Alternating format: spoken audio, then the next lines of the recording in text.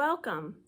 Today I'm going to teach you how to do your own version of Van Gogh's picture that resembles this, but this is how ours will look. Let's get started. This is the Van Gogh picture that we will be inspired by, and I want to point out that Van Gogh is a master. I know we all know this, but Van Gogh is truly a master. I was looking at this picture, trying to figure out how to communicate it to us best, and I was like, oh, okay, perhaps there's some perspective going on here. So I got my ruler out, and for those of you who are curious, these lines here in the background are just to show you that Van Gogh did not use one-point perspective. See all that stuff going on in there? All right, so Van Gogh is a genius because this still looks cool. And then you'll notice the flower beds are here and then they go up and up and up. Yes, very cool. So we are going to simplify in order to be able to do this in like less than 4 hours, hopefully. And so it will not look exactly like this, but it will look cool. So we've got our piece of paper here, and you can see that it is an 8 by 10 inch piece of paper, and I have taped it down. Some of you don't enjoy taping it down, and that's fine. I measure from the corners of the paper anyway, so whether it's taped or not taped, you can still measure to the corners. And you can see I marked my corners and I found my midpoint. So that's the 5-inch midpoint of 10, 4 inches midpoint of 8. And so we are ready to get drawing. Now we will be using oil pastels and liquid brown watercolor dye. So I really do encourage taping things down because it gets a bit messy and it might curl when it gets the wet watercolor paint on it. But you do you, because you're grown and you can decide for yourself. All right, so here we go. If you have a ruler, it's probably helpful to just keep a hold of it because we got a lot of lines to make. All right, so I'm going to just lay my ruler across the midline here, and I don't have to go all the way across, but I'm just going to put like a gentle line all the way across, and then we'll erase backwards when we get to the parts that we don't want there. The next thing that I'm going to do is take my ruler and run up and down at the midpoint here, so at the 5-inch mark. And I am not going to go higher than the midline. I am going to go down, so I'm going to put a line down here, also very gently, because I know I will erase it later. Okay, and then I'm just going to look in this quadrant first. So while looking at this quadrant, I'm going to start a line parallel to the bottom of my paper. So if I have even just a piece of paper can be another straight edge. So I've got my ruler and I'm just going to go up a short distance and draw a line that is going backwards. So this looks like a backwards letter L parallel to the bottom. Okay. Then I'm going to put my ruler back on that line. And then I'm going to move down. I don't want it to be touching the green tape because I want a gap here. And I don't want to pick up where I left off. I want to skip a bit of a space. That looks about good. All right. There's no precision on this, okay? There was no precision that I could calculate for us, so that'll be good like that. And actually, I might make sure that there's a bit more gap here by going up and down between the two and just moving my eraser a little left and right. Then I can ensure that there truly is a gap. So see, when I put my pencil here, nothing is touching my pencil when it's perfectly vertical. It really emphasizes that there's a space, and that the lines, if they were level, there would still be a space. All right, so we have our stair step, so short step, a little bit higher step, and now we're gonna go on the other side of this line. So I'm gonna start same place, it's there. Then I'm gonna lift it up just a teeny bit more, not a lot more, teeny bit more. And this vertical helps us know where it would have continued if it continued, but we don't wanna continue, we want a gap. So we're going to skip a space and then do another horizontal, and then we're going to go up a teeny bit, skip a space, and do our last horizontal going off the page. Ta-da! So one going up the stairs there. Notice we're still pretty far away from this line. If you look up and this line is like close to that line, erase and go back down. We need it to be really far down here. We don't want to be at the middle. We want to be just a tiny bit above the middle, okay? So I found a tiny bit above the middle. Gonna make sure my ruler is flat or horizontal, no tiltedness. I'm gonna go down to just above the middle. So this should look about the same all the way across. And I'm going to run a line here and stop when I get to that middle line. Ta-da! Okay, then I'm going to take this same ruler and I'm going to go up a teeny bit. Got our raised upness. And see how it's very narrowly up? And then I'm going to start at this line and go that way. Okay? So see, it's a zigzag line. It kind of reminds me of roads between farmland, this way and that way. Okay. Phew, I know, a lot of lines, a lot of lines. Thank you for being patient with me on this whole line-ness here. Okay, so here's our 4-inch line again. We're back to our 4-inch line. And now we're going to go down a short distance. Actually, let me put it under the line so I can see my distance. Okay, so it's going to go down a short distance about there. That looks good. And this one gets to go all the way across. But again, very gently, because we will be erasing parts of this. Ta-da! This is a great place to stop with the ruler. So no ruler for a while. We might get it back later. Yeah, we definitely will. But at this point, you want to put your rulers away because we're going to do some lines that will not need the ruler. They will kind of go this way and that. And if we went ahead and did all the ruler lines at once, it would confuse us. We wouldn't know where our starting point is and our stopping point is. So this is the best. And so you just want to count down 1, 2, 3, 4 lines this way. 1, 2, 3, 4 lines on this side. So we've got 4 helping lines. Good to go. All right, so on this side, we're going to run a roof kind of up. So we're going to start at the edge of our paper and kind of go up. And this will be our tallest house. And then I'm going to kind of do a little bendy straw down. And it's kind of interesting because it looks like a sagging roof, but it's actually not sagging. It's just the style of roof that it is. So it just looks like a saggy roof. And we're going to go that way and then come back that way. I kind of looks like if I was drawing a spider walking towards me, those would be his front legs. All right, we got our front legs. Great. All right, then we're going to copy from here going this way and here going that way. All right, pretty cool, pretty cool. All right, then we've got our ridge line here of our roof, so it kind of connects. And then we're going to go this way and this way and this way and this way. All right, so it looks like a lot of echoes of colors, and it's kind of like the roof is sticking out. And then inside of here will be a large window.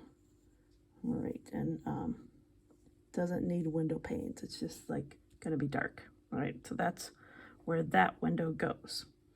All right, so then here will be dark on our line. So I go on my ruler line, press a bit harder, go on my ruler line, press a bit harder, and we're just gonna leave that for there for a bit, okay? And then we're gonna go over to this side and same line.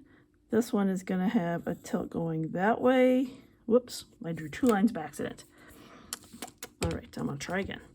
I'll get rid of both of them here. Okay. So diagonal going that way. All right. And then I'm going to skip a space and kind of match it. And then make it go the other way. And then this one has kind of this front look. And then normally this would connect all the way across, but I'm gonna leave a little space to put a chimney. And it has that kind of sagging, I believe it's probably like thatched or something, or ceramic, some terracotta, I don't know. But we got the chimney there. And then the light is gonna play on the window in such a way that it looks a little bit like this, that the window when it shows up has kind of standing one kind of look to it. All right, and then we get to make this line dark all the way across there. Very cool. We have roofs. Well, this first line that we drew at the midline, we've got it for our roofs, but we don't need it here next to this window. And we're going to erase it in between the two houses all the way across to there. All right, so now the only part of that line is left is what became the edge of these roofs. And I did try for this one to be taller than this one. So if they're both the same size, not the end of the world, but that was just my plan, that this is a little shorter and this is a little taller. And so if you need to adjust it, you can just add more to it like that to get it taller. Just kind of add to the top and just like that, things are taller. But if it looks close enough and you don't mind it, you can just leave it. So that's the trick on that one. And taller, taller, taller.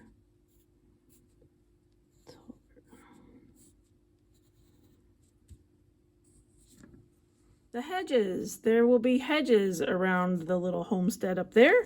And so we're going to start here at the corner of this roof, go backwards a little bit so that there's an overhang, and draw a line that comes down all the way to this next helping line that we've made for ourselves.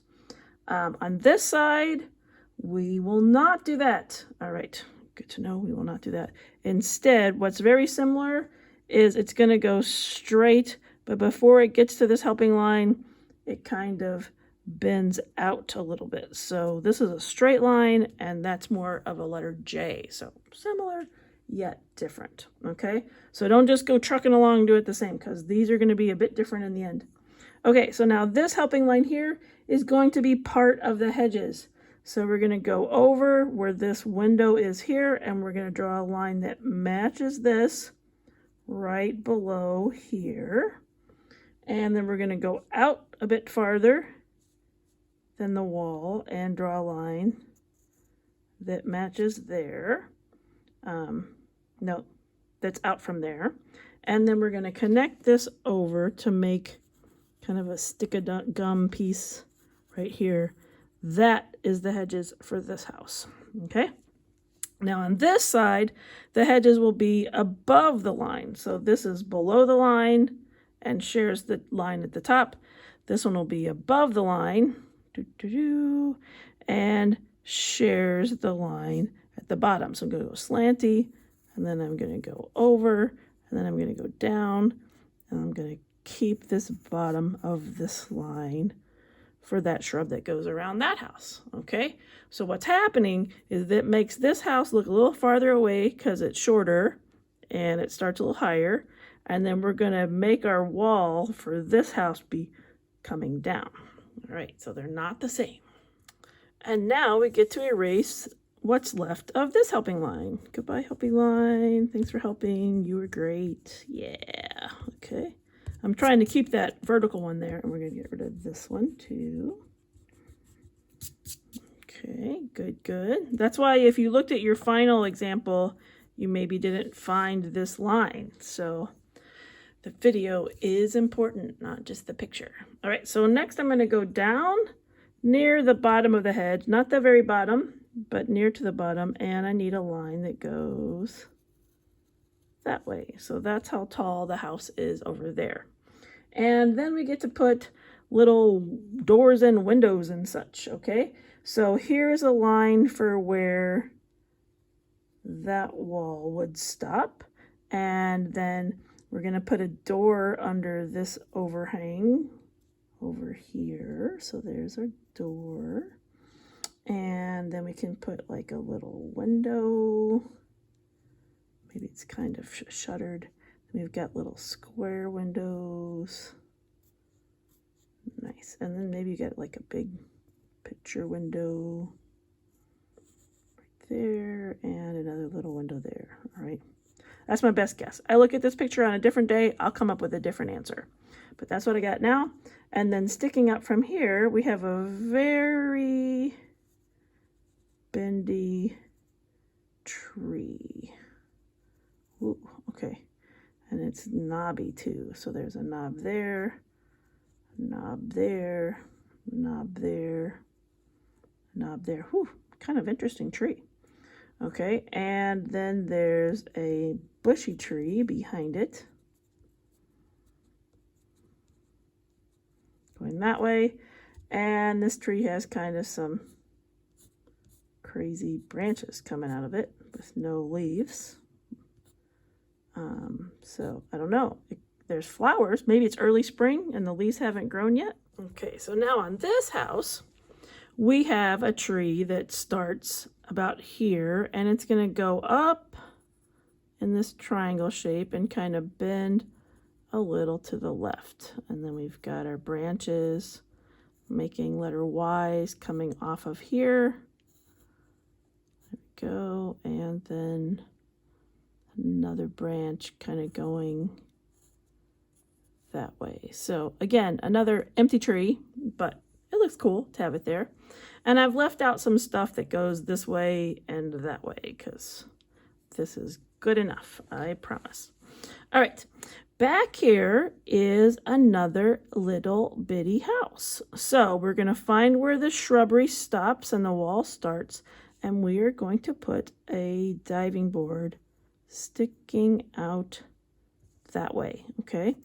Because back there we have this cute little house, and we're going to have a line that goes up, a little number 1 there, a little number 1 here, and then we're going to look here and find the middle of the two sides, come up, put a little dot right there for the middle, and it's going to go this way and that way because it has to be shorter to make sense. And then this will connect like that. And then our roof will be like short roof, tall roof, angle roof, down. So that's our little building back there in the back. And I did not mean to get it on the front of this one because this house has to be in front. It'd be impossible for that faraway house to get in front of this one. So it looks like that. And then we're going to put some straight up and down windows. I'm guessing the doors and stuff are on the other side of this house. So we've got those in place. And I am not going to include the human. It's just not necessary. Our human went inside to get lunch. You're welcome to try it out on your own, though, if it's important to you to have a human. All right. So where the house stops, where this roof stops, now we're going to make a line that goes all the way over, and we're going to stop when we hit something. So it just so happens that I hit this little tree. It could be different from yours, but I think we're just going to stop there, and it's pretty close to our 4-inch line too. So that might be helpful to some of you to know that. And then we're going to do a little bit of a hill in the distance. Just some like letter M's and N's that come up and down to show the distance, and it will stop at the roof of that house. Now we get to have our rulers again. Yay! Okay, so this little house, remember it started kind of where we left off our little shrubbery right there. And so we're going to put this ruler back up to the bottom of that little house, and we're going to kind of create a backyard with no plantings in that space by tracing a line back there that's short and matches that low height of that house back there. All right, so we've added that line, and we can erase the vertical out of that line because we don't need a vertical in there. Okay.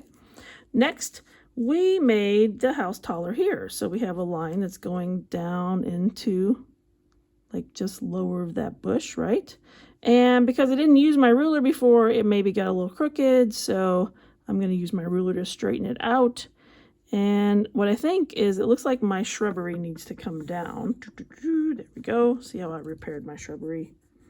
It was good that we drew without a ruler because a ruler can be confusing, but now we can kind of fix it with our ruler if we want. So we did that, and then I'm going to go back up to this one and notice that there's some yard here that isn't touched by anything. And so what we want to do is we're going to go so we're going to straighten this line out, and then we're going to start here and go over and stop right when we get past this little house. So we don't have to keep going, okay? All right, phew, 2 more ruler lines in place. All right, okay, ruler straight edge time again. All right, so this line gets to stay. It's not going anywhere, it's important. We're gonna keep that one. And next we're gonna take our ruler and we're gonna go about where that one stopped. So if that one is there, we're going to put that into the ruler touching that one. And then we're going to go this way so that one part is touching the ruler here and one part is touching the ruler there. And we're going to draw what looks like, it kind of resembles a unicorn horn. So here I go from there to there, just like that. Okay, and I will go ahead and make this one darker to the bottom line. And I misspoke before because we do have to erase it below that floating platform. So that one gets to go away. And then these little parts on the inside here go away. All right. Some of you want to do the boat's picture 2 times instead of this one. There's a lot of technical lines here, but it'll be worth it. It'll be worth it in the end. All right. So we got that in place now. All right, I have confused myself and I drew a wrong line here and I erased it. So if you see a ghost line of that, just know it's not going to be important. Don't draw that. Please don't draw the ghost line because that was my oopsie daisy. Because what I want to do is I want to make this line go all the way to the edge of my paper. And then I'm going to make a dot outside the edge of my paper because I was supposed to go. Yep, so we're going to take our ruler, we're going to go from this corner here to this dot outside of the paper on that line there, because we need a more extreme angle over here. So see how it goes from there to there, all the way to the same line. So here we go. Ta-da! That is correct. Okay, so now we get to look at this distance from here to here. And then look at these 2 ends here. And so just like we have our unicorn horn going that way, we need some diagonals going this way. So we're going to find the middle of this, and we're going to put 2, like a little number 11 back there, okay? Because this one is going to go to that line, and this one is going to go to that line. So you get that kind of shape. And then we're going to go in between here and goodbye, little helping line in there. All right. Phew. I feel like I'm making a dance floor down here. Okay. Next, we got to go in the other direction now. Okay. So this time we're going to go from here, this line here, to this corner. So we're going to go right there. So I put my ruler where it touches the bottom corner there, a line there, and I'm going to draw a line there. Okay, we got that. Then we're going to go over a space, put a mark there, and draw from here to there, like that. And then I get to erase these 2 X-ray vision lines, helping lines out of there. Okay, all right, here we go. Okay, so next we have this line going out of the page this way. And we want to go where our line stopped there. So this time we put our ruler here and our ruler, here's the edge of my paper. So I'm going to go out to the edge of my paper from there, and I'm going to go all the way to the house, through that dot, and that way. All right, so we have 1, 2, 3, 4 areas in that direction, and you can see that they're divided off into 3 spaces each, which is a simplification of our friend Van Gogh. And next we will do the sides. We are left to right people. So let's go over here on our left. Let's find our shrubbery. It's lined up with the shrubbery. Then we're going to go down a short distance from the shrubbery, and we're going to put a line right there. Okay. Then we're going to start at this corner and go that way, like the number 7 is laying down. So the number 7 laying down. And then we're going to go this way. Now we don't want to parallel, so it's not parallel. So this is parallel, and then we want to go more that way. So you see how first I copied it, parallel, then I kept this into the ruler this way, and I rotated it that way, okay? And then you get more of that. And this line gets to staying, but this part goes away. So you erase that out. Okay, all right. And then we're gonna go inside, kind of in the middle, and do a similar. All right, so it looks like a window is laying down over there. So we got 1, 2, 3, 4 parts. Okay, that side is done. Now let's go over to this side. This side, we're just gonna start over at the side of our house here. All right, so we'll do our parallel trick. All right, and then we're gonna push the ruler, so it's more up. And we'll go from the shrubbery that way, and then we're going to erase the X-ray vision out of the little path, and then we're going to add another line, and let's see, it kind of lines up with this one. Okay, so I got my ruler on that, and then I go like that. So now this one has 1, 2, 3 places. All right.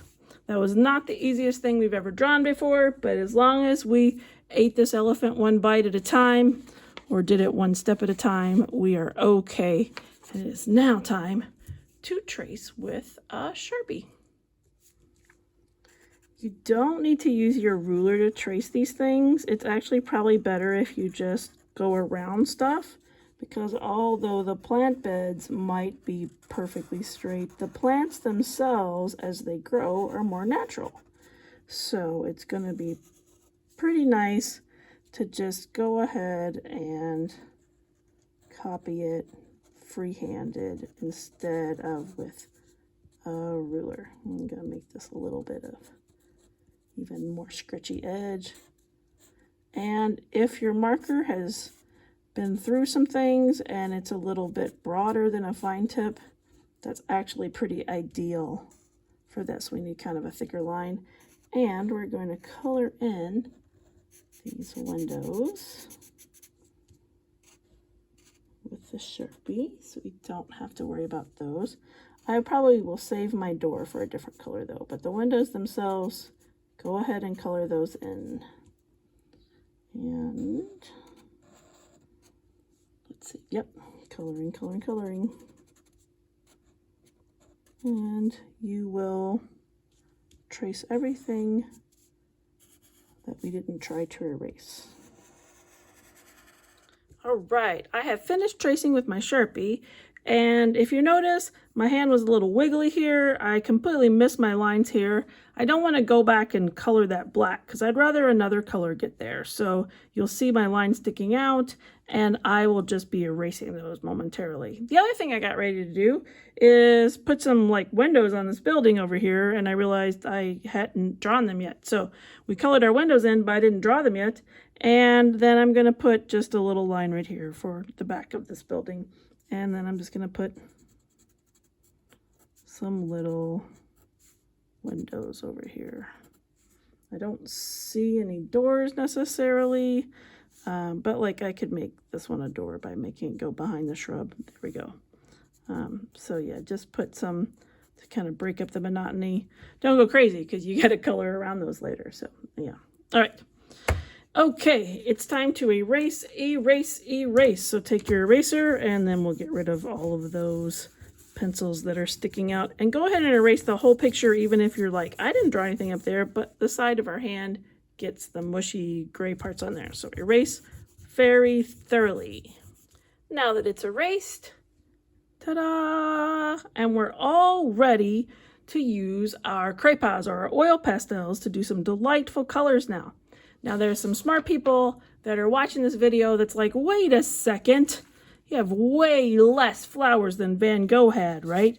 Because if you count ours, 1, 2, 3, 4, 5, 6, 7, 8, 9, 10, 11, 12, 13, 14, 15, 16, 17, 18, 19. We only have 19 flower beds. Oh my goodness, that can't possibly be enough. Yeah, I think 19 will do. But let's see how many Van Gogh has. 1, 2, 3, 4, 5, 6, 7, 8, 9, 10, 11, 12, 13, 14, 15, 16, 17, 18, 19, 20, 21, 22, 23, 24, 25, 26, 27, 28. Okay, I'm much happier doing 19 than 28, just so you can see what a genius he is. He did so many. And so when we're doing this, we're going to look at Van Gogh's colors and then kind of pick our favorite colors, the ones we like the best and the ones we want to do first.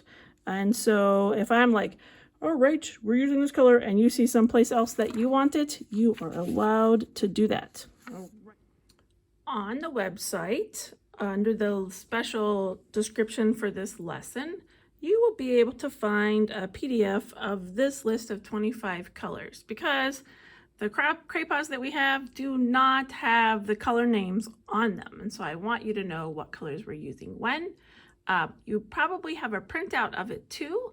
So it's a good idea to find your printout or print out a new copy in color, because I'd like for you to arrange your colors to match it, because it's a little hard to tell. You think you might know for sure, but just kind of like match it, make sure you've got them in the right order.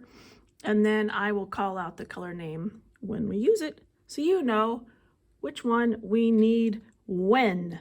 So the first color that we're actually going to use is called yellow ochre. But it's basically the yellow one that looks a little on the brown side. So it looks like this. And then you can take a tissue and kind of twist off that green mess that I have left off on there. But yours might be pretty good. So just kind of take a tissue or a paper towel and twist it in there, and then it cleans it off for you, just like that. There's a lot of places for yellow ochre. Okay, so we're going to do the walls on our house this color. And here we go. Getting that in there. And see how it looks so good.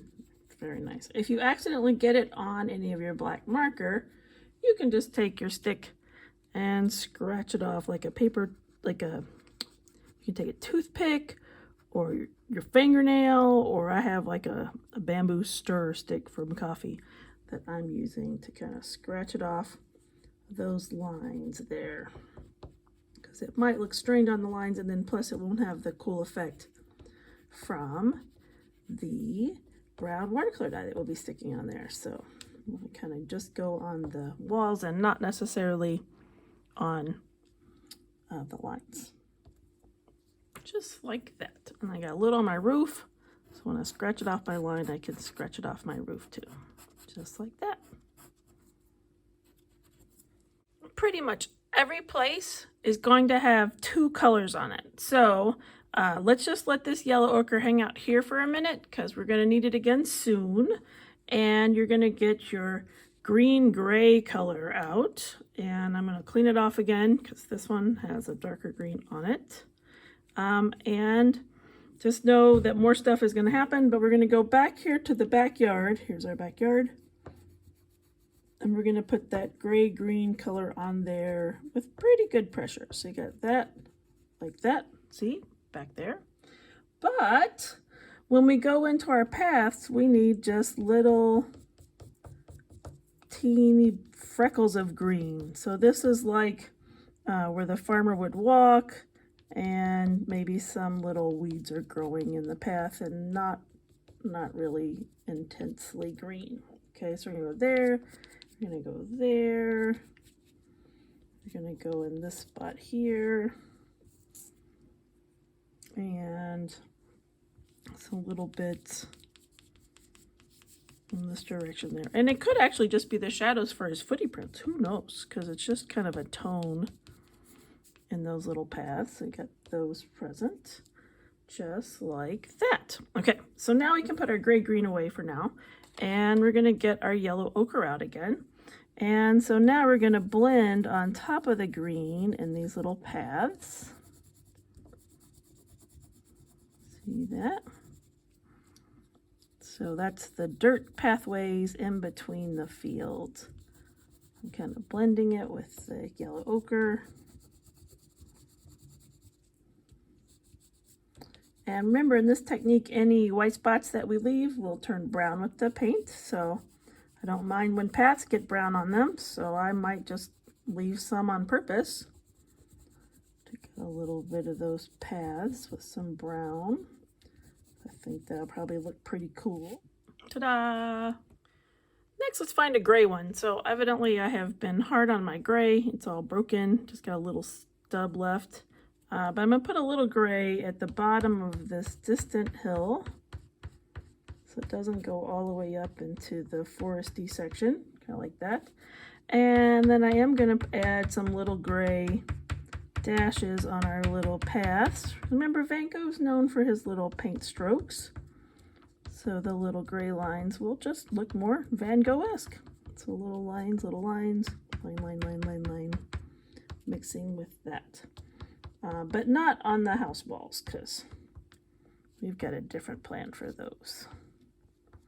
Gray, gray, gray, gray, gray, gray, gray. It's Deep Green's turn. It's a really dark green, deep green. And so I'm going to put it on the bottom 3/4 of this shrubbery, like that. And I'm going to put it on the entire shrubbery over here because the light isn't shining on it.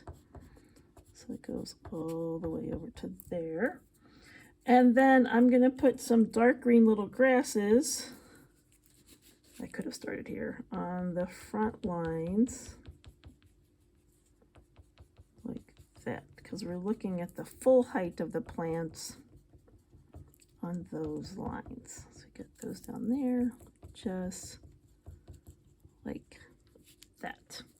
Also on the side over here, we're going to have some kind of walking up this little line like that. Very short, because if they get tall, they'll interfere with your beautiful colors. We don't want that. All right, so let's go just to this line on the side of this one. And let's go just to that one on that one. None there. And just right there. So see, it doesn't go all the way around because we can't see through the tops of the flowers. Just see that one. And we can do a little bit right there. Very tiny, very tiny. Okay, remember, no leaves on the trees. And we can put a little dots up here in our forest that will get other colors later. Okay, so you got that. Very nice. I notice I am behaving like a child who wants to save her dessert for last, because I haven't done any of the pretty flowers. I'm kind of doing all the neutral tones, because here's our brown, And we're going to put this on the roofs of our houses. And when we put this on the roofs of our houses, we want to try to leave little gaps. So I'm going to do little strokes so that the thatch can have a different brown sticking in it. But it's mostly colored. See, mostly colored. I'm just kind of trying to create those little lines like a Van Gogh would have. So like brush strokes, but we're coloring with our oil pastels. So line, line, line, line, line, line, line, line, line, line, line, line, line, line, line, right? This one is back in the distance, so I can just color it. And then we get there, and oh, don't do the chimney though.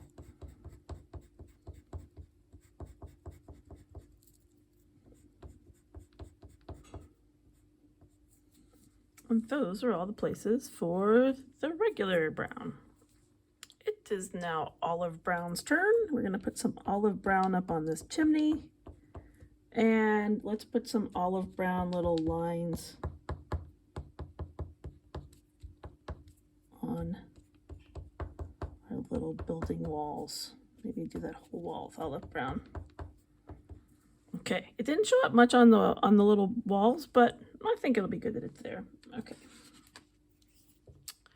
Let's get our vermilion red. We're gonna start on some flowers now, and I've got the vermilion red because our pink is really cool, and the vermilion red is on the warm side, and so I think they will be really compatible for one another. So I am going to take this now and put a little bit of ones, so they're sticking up, in all the flower beds that I want to be pink. So see how I'm spreading those out? So those will be kind of like the shadow tones on all the pink ones. So ones, ones, ones, ones, ones, ones, ones.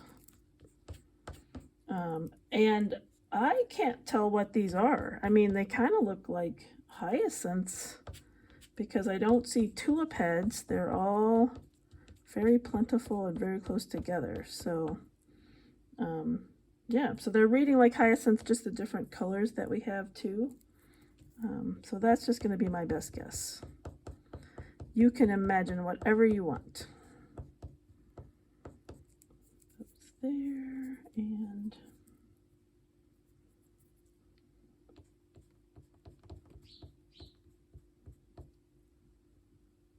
those seem like the chosen places. Okay. And then let's take our regular pink, and then we're gonna go quite a lot more. So fill in, just leave the smallest amount. And I'm still doing number ones, okay? So that it has that up and down feel of the flowers growing up from their little beds. And I might not scratch it off with a black if they interrupt the black at all, because it might be cool to see the little pink interrupting the black lines. Makes a nice little tapping line. Pretend like it's an artist woodpecker. Do, do, do, do, do, do.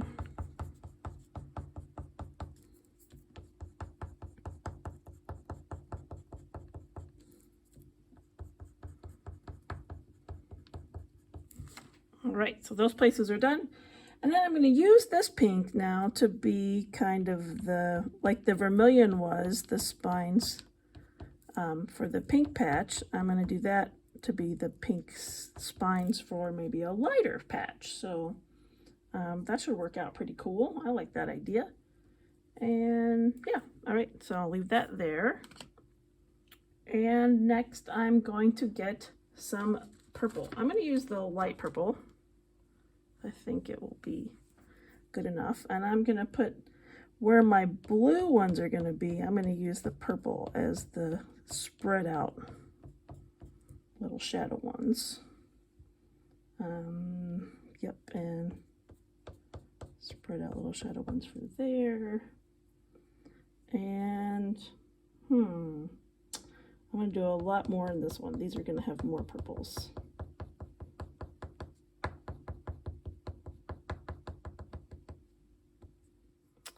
I'm I'm even going to use the purple lines for the shadowy spines where the white ones will go. So even where my white beds will be, gonna get the little purple spines in there for shadows. So that'll be helpful.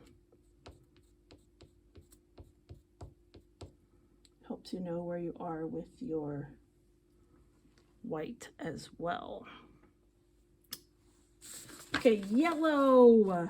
I think I'm going to use the plain yellow and do quite a lot of little yellow ones here. Because the contrast between the paper and the yellow is not huge, you're not going to really be able to see if you left white parts showing that well, but that's okay. That'll look really cool there.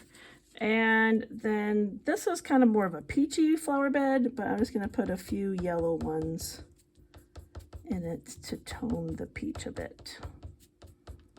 So we got those there. And we'll do the same thing for here. So I'm getting them spread out.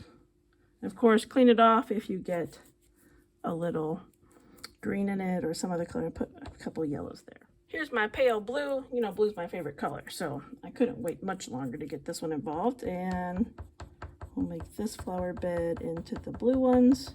So a lot more number ones on top of those purple ones we put there. It's like garden planning.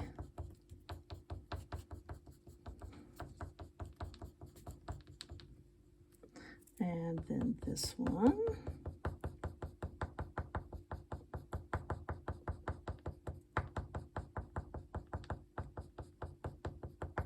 And this one I put quite a lot of purple. I'm gonna put a little blue and a lot of purple one. And then I'm gonna put a lot of blue in this little corner guy that we didn't really have anything in. Here's our yellow orange one. My wrapper has come off, but it'll still work good. And I'm gonna yellow orange over here. And this one. Pretty thoroughly. And we're gonna put just a little ones in there. And then this flower bed, I'm gonna actually have more than two colors here, but let's put just a few little orangey yellow ones there. And let's do that over here too. Okay, got some green in there, but that's okay. And you know what? I'm gonna put some in this little space. Okay. Next we're gonna get our light orange, or pale, yes, light orange, and we used to call this peach. And this one is going to be the fill-in colors, because it'll be a lot lighter and it'll kind of blend slightly. And not there, that one's going to be green. Oh, interesting. Okay. I'm using ones though, so that the brown can have a place to land and look really cool. Because everywhere the bare paper is, that's where the brown paint will go. And I'm going to go over here and here.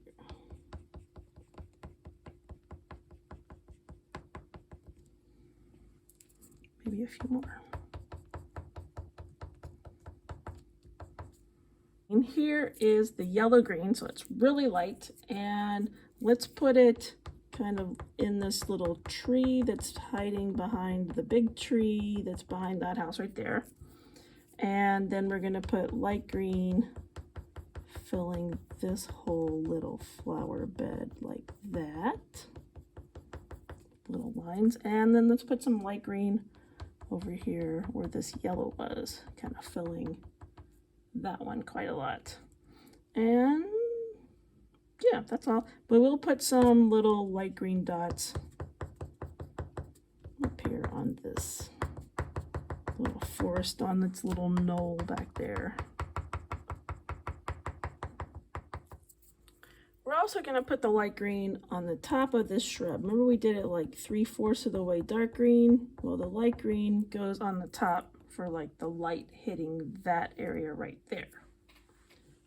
White is next, and I cleaned it off because it was quite dirty. And white has a lot to do in this picture. All right, so we got our purple bits there, and the paper is white. If you just leave the paper white, you will have brown dead flowers in those flower gardens. So you want to make sure that you use a lot of this white and that you do a lot of pressure and you go on those purple lines such that you can't really see the purple lines like a line anymore, that they get kind of mushed in, because those will represent the white flowers. And don't keep cleaning it off. It's okay to get that purple on there. So I'm just going to zoom in so you can see the difference between where white is, see how it mushes, and where white has not been yet. So you want to really, and go all the way to the edges. If you didn't have purple flowers in the corners, you still have to put white ones there. So I think white's the trickiest because we don't have good feedback. We can't really see if it's on there or not. So, you know, when in doubt, do it again to make sure. And with these crayons, it's beautiful if that kind of green color gets in there. So don't worry about that.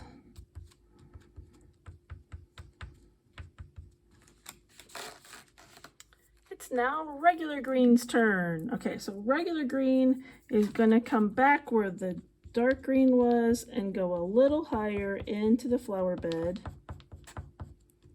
to make it look like two greens instead of just one. And it'll bridge any gap where if you were like afraid to put the pretty color there because you were going to get green on it, this will kind of bridge any vacancies there for that.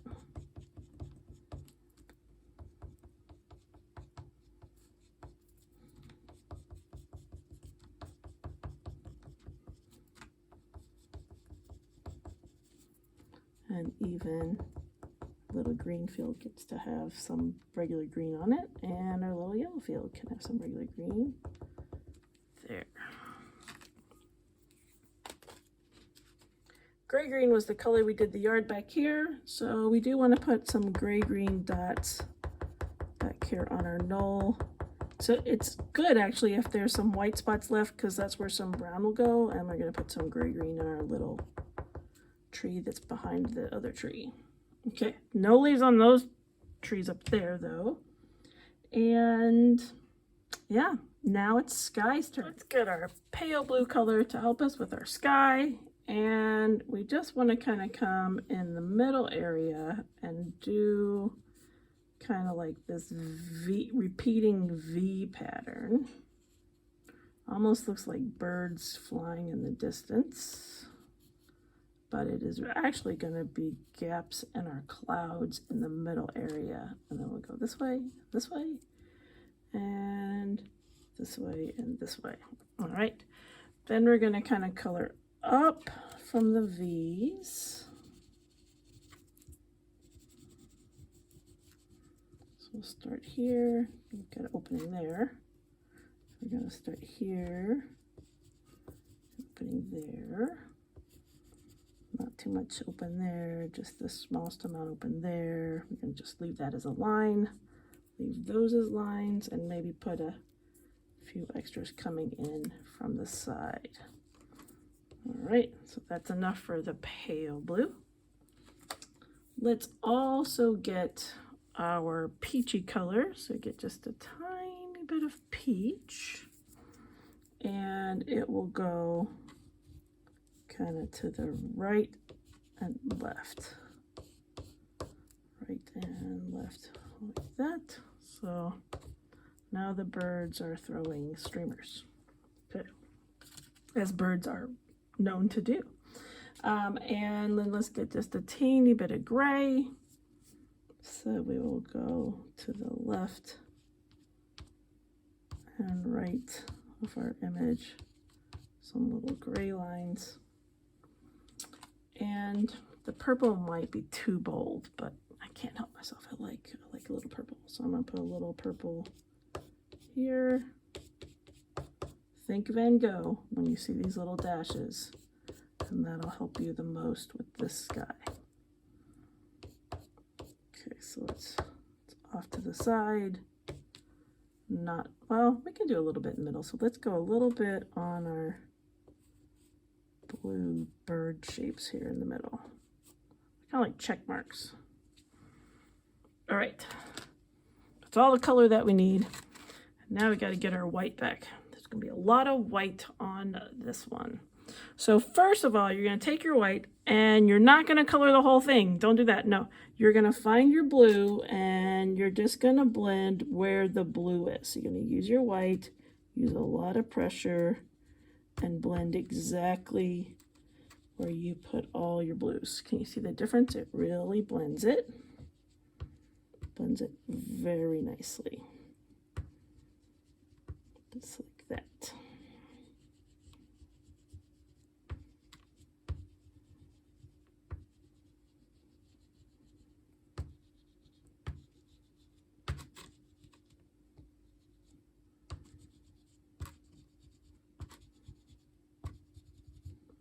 All the places with blue have now been blended.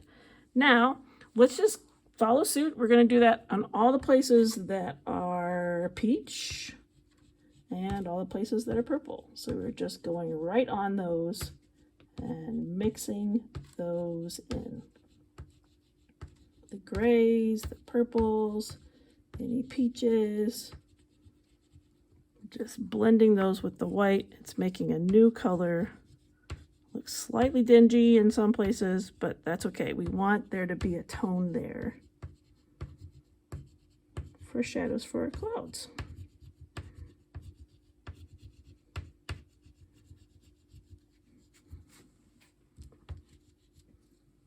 This guy's starting to look like something.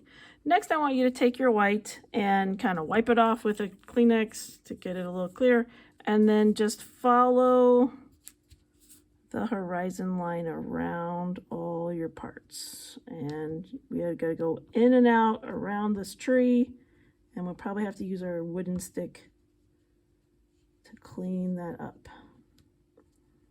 Go around the horizon, around the little knoll. So you start at one side and make it across like a little ferry ride of white, right across things. And around the top to get to the other side. Okay, so I started there. Next, we're just going to color everything. Okay, so we set ourselves up for more easy, and so just color all the empty spaces, blend some white, blend some blue. Just know everywhere you don't put white, it will turn brown, and Van Gogh's picture is pretty brown, so it's not going to be the end of the world when that happens. Notice I said when that happens, not if it would happen, because it's going to happen, but you're sort of in charge of how much it happens. So just keep coloring, just keep coloring. I prefer using the white and not the colorless blender, but after you color on top of all the blues and purples, if your colorless blender is bigger and you want to use it, it's totally fine. It will also work. And of course, if you don't have a colorless blender, don't use it. It's not necessary.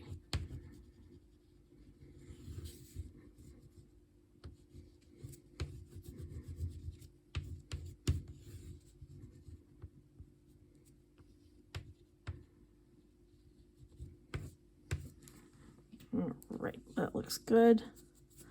And gotta get that stick. Gotta save my trees. Okay, so I'll put my white away and use my stick to save my trees. Come back, trees. Good little trees.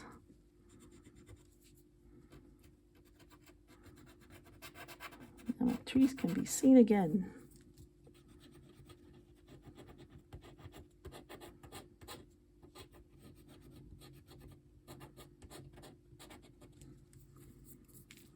Next, we'll be ready for paint.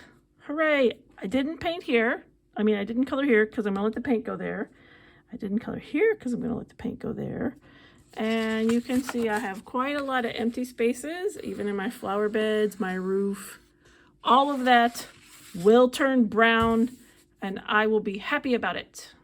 I have my sponge from last month and it still has brown paint on it, but it is not drippy soaking wet, so you don't wet it. It's fine just the way it is. And last time I got a little carried away and I put too much paint everywhere. So let's see if I can behave myself a little better this time. All right, so we got that. And then we're just gonna go in circles like street sweepers and put this all over this. Everywhere. All the way to the green. All on my sky. I'm not pressing hard. I'm just going in circles to encourage, coax that paint to go in any nooks and crannies or barren spaces on the picture. And it always looks a little scary at this stage. It's like, what have we done? We've just covered it in brown. And you can kind of see my Sharpie marker lines are showing pretty nicely even now. And little circles, little circles. Even though it looks scary, it's gonna work. Take your paper towel and then go in gentle circles to remove it. Don't scrub with your all your might, because then you will take some of the crepe up. So you see my napkin's just getting brown. It's not getting those other colors on it.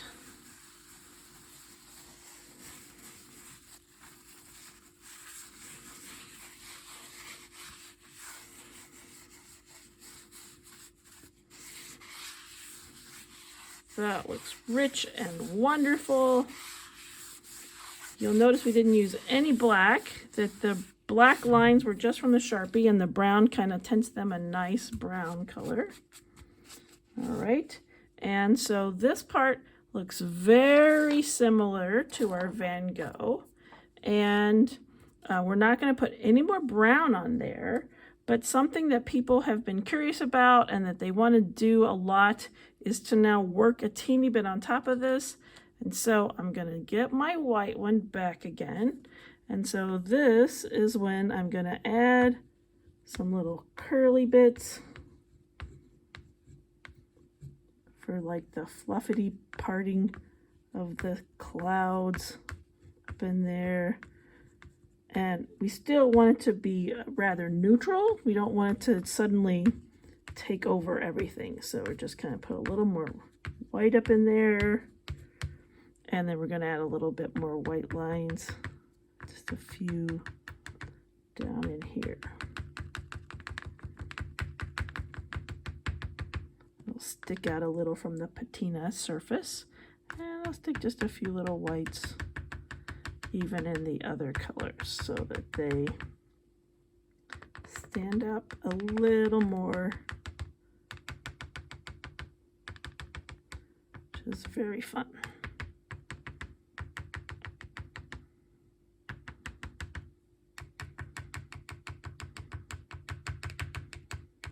I'm almost just tapping and it's drawing.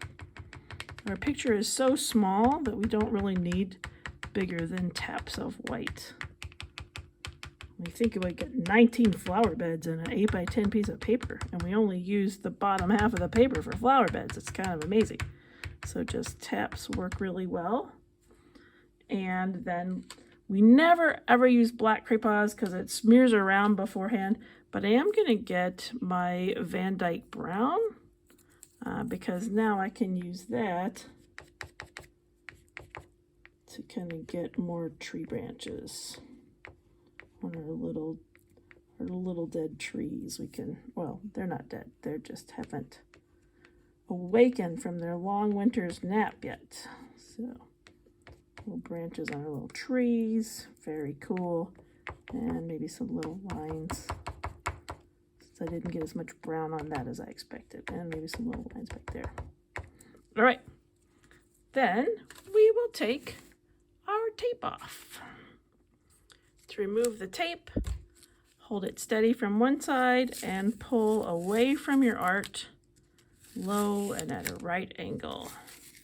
If you have a Sharpie pen, you can sign it on the white part, but don't sign on your actual art with a Sharpie because the oil from the oil pastel will merely clog your marker and you'll have no good effect, and then your marker won't work again anymore. So it's best you can sign on your art with a pencil though, and that will work out nicely. And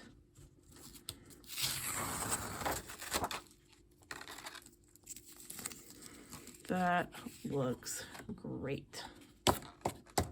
Tapping off any schnoodlins. Ta-da!